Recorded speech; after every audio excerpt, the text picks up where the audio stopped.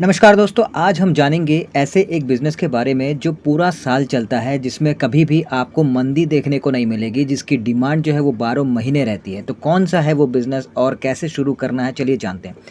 तो दोस्तों, हम बात कर रहे हैं गुड़ के बिज़नेस के बारे में। अब ये बिज़नेस कैसे आप शुरू कर सकते हैं, आपको इसके लिए क्या करना होगा?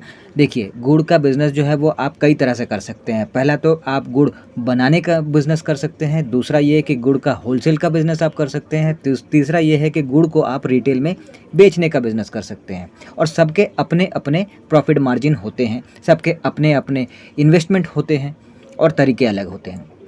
तो हम इस वीडियो में आपको गुड़ के होलसेल के बिज़नेस के बारे में बताएंगे कि वो अगर आप करना चाहते हैं तो फिर आप कैसे कर सकते हैं, इसके लिए आपको क्या करना होगा, इसका कितना इन्वेस्टमेंट पड़ेगा, क्या लाइसेंस होगा, कितना प्रॉफिट मार्जिन देखने को मिलेगा, सारा कुछ। तो देखिए, पहली बात तो ये है कि गुड़ का अगर होलसेल बिज़नेस आप करना चाहते हैं तो इसके लिए आपको 4 बातें हमेशा याद रखनी है। पहला, जब भी आप मंडी में गुड़ खरीदने जाते हैं तो वहाँ पे आपको कई तरह के कलर के गुड़ आपको देखने को मिलेंगे। एक बार आप जिस तरह के कलर का गुड़ आपने खरीद लिया, उसे आप हमेशा कंटिन्यू आपको रखना है, ताकि उस कलर के गुड़ को जो कस्टमर आपके पास खरीदने आते हैं, जो आपके कस्टमर बने हैं, वो बने रहें। दूसरा ये कि गुड़ का जो टेस्ट है वो भी अलग-अलग जगह के हिसाब से देखें तो गुड़ का टेस्ट भी थोड़ा अलग-अलग होता है। तो आपको ये भी ध्यान में रखना है कि एक ही तरह का टेस्ट वाला जो गुड़ है वो हर बार आपके यहाँ पे मिले, आपके कस्टमर को मिले, ये आपको ध्यान देना है। तो इसीलिए आपको खरीदना है ऐसा जो एक ही तरह का टेस्ट रहे, ऐसा गुड़, ठीक है? ताकि आप इसे अगर अपने ब्रांड नेम से बेचना चाहते हैं आगे, तो फिर वो जो कस्टमर आपके हैं उसको ये सेम लगे, उसमें कोई फ़र्क उनको ना दिखे। तीसरा है सुगंध। हर बार जब भी गुड़ आप खरीदेंगे ना, तो आप देखेंगे कि सुगंध का जो है वो बहुत बड़ा फैक्टर होता है। गुड़ में थोड़ा बहुत ही सही, पर बारीक-बारीक सा ही सही, पर सुगंध का जो है वो फ़र्क होता है। तो आपको ये देखना है कि जिस तरह का सुगंध वाला आपने पहले लिया था, उसी चीज़ को आपको कंटिन्यू रखना है। चौथा है कि गुड़ की जो बनावट है, इस पे भी आपको ध्यान देना है। गुड़ की जो बनावट है हर बार सेम हो, ये आपको ध्यान देना है, क्योंकि गुड़ की बनावट भी कई तरह के होते हैं।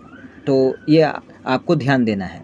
अगर स्पेशली आप अपना ब्रांड बनाकर बेचना चाहते हैं मार्केट में, तो वो चीज़ आपको ध्यान देना है कि भाई ये 4 चीज़ें सेम हो, ताकि मान लीजिए आप अपने नाम से, अपने ब्रांड नेम से आप मार्केट में गुड़ का बिज़नेस करने उतरे हैं, तो कस्टमर को टेस्ट, सुगंध, साइज़, सब कुछ उसका जो सेम है, सेम ही लगे। ये आपको इसलिए ध्यान देना है। और अगर बिना ब्रांड के आप कर रहे हैं, ऐसे ही खुला आप बेच रहे हैं, कोई ब्रांड नेम से नहीं बेच रहे हैं, तो फिर आप हर तरह का साइज़ वाला, हर तरह का बनावट वाला, हर तरह का टेस्ट वाला, हर तरह का सुगंध वाला, किसी भी तरह का आप जो है मिक्स गुड़ बेच सकते हैं, ये आपके ऊपर है। तो ये 4 बातें हो गई। अब है कि इसमें इन्वेस्टमेंट की अगर बात करें, तो एज़ ए होलसेलर आपको कितना इन्वेस्टमेंट करना पड़ेगा? तो देखिए, एज़ ए होलसेलर अगर कम भी देखें ना, तो 4-5 लाख रुपए का खर्चा आपको लगेगा ही।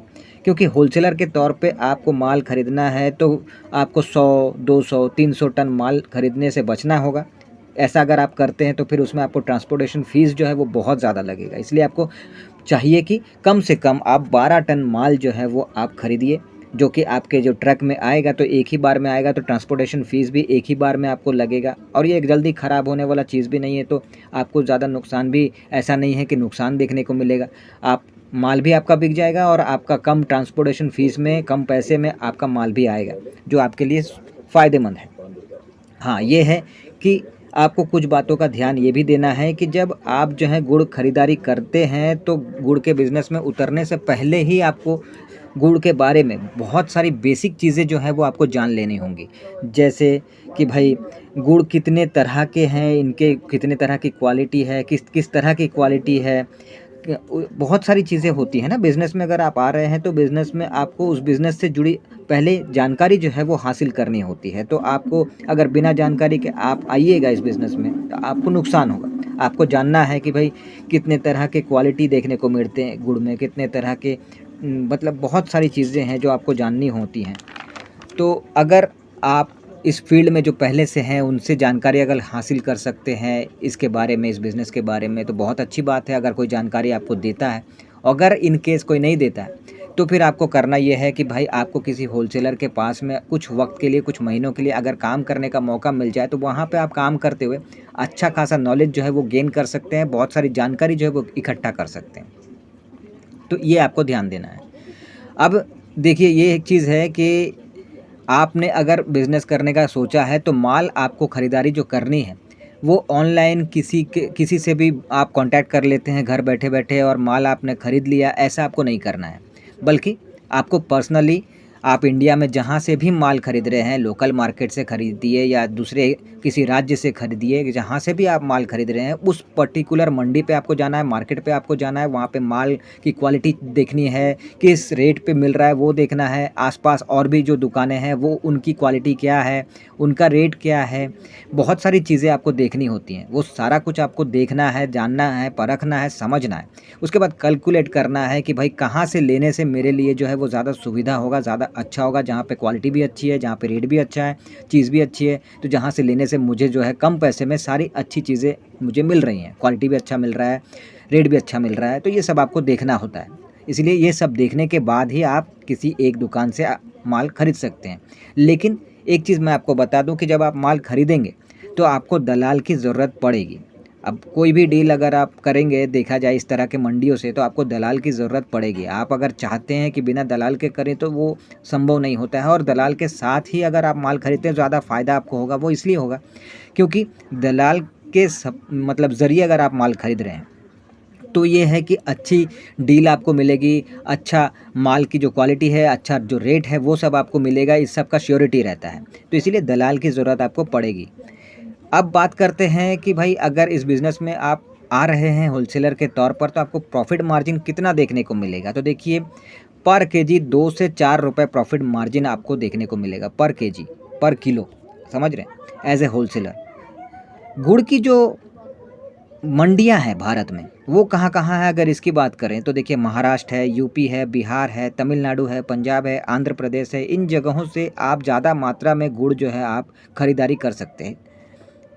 लाइसेंस की अगर बात करते हैं कि भाई लाइसेंस क्या लगेगा, तो देखिए गुड़ जो है ना वो जीएसटी नहीं लगता है गुड़ पे, इसलिए गुड़ जो है वो जीएसटी फ्री बिज़नेस है, जीएसटी आपको नहीं चाहिए। लेकिन हाँ, एफएसएसएआई लाइसेंस चाहिए, ट्रेड लाइसेंस चाहिए, एमएसएमई रजिस्ट्रेशन आपको कराना होगा, ये सब आपको ध्यान देना होगा। पर स्टार्टिंग में आपको लाइसेंस जो है वो नहीं चाहिए। बिना लाइसेंस के आप इस बिज़नेस को स्टार्ट कर सकते हैं, और धीरे-धीरे जब आपका बिज़नेस जो है वो बढ़ने लगे, तब आप एक काम कर सकते हैं कि फिर उस वक़्त जो है आप इन लाइसेंस को बनवाना शुरू कर सकते हैं। तो ये आपको देखना है। साथ ही दोस्तों, मैं आपको एक चीज़ और बता देता हूँ कि इन चीज़ों को बेचना कहाँ है, इसके जो कस्टमर्स हैं वो कौन हैं। तो देखिए, लोकल मार्केट में आप बेच सकते हैं, जो छोटे-बड़े किराना स्टोर वाले हैं उनको बेच सकते हैं, और भी कई तरह से आप अपने गुड़ को बेच सकते हैं। और ज़्यादा पैसा कमाना है, ज़्यादा प्रॉफ़िट देखना है, तो गुड़ को आप एक्सपोर्ट भी कर सकते हैं। भारत से बाहर आप इसको बेच सकते हैं और अच्छी इनकम कर सकते हैं, कि इंडिया के बाहर भी गुड़ का बहुत ज़्यादा डिमांड है, तो वो भी एक अच्छा तरीका है। आप एक्सपोर्ट करके भी अच्छा खासा इनकम कर सकते हैं।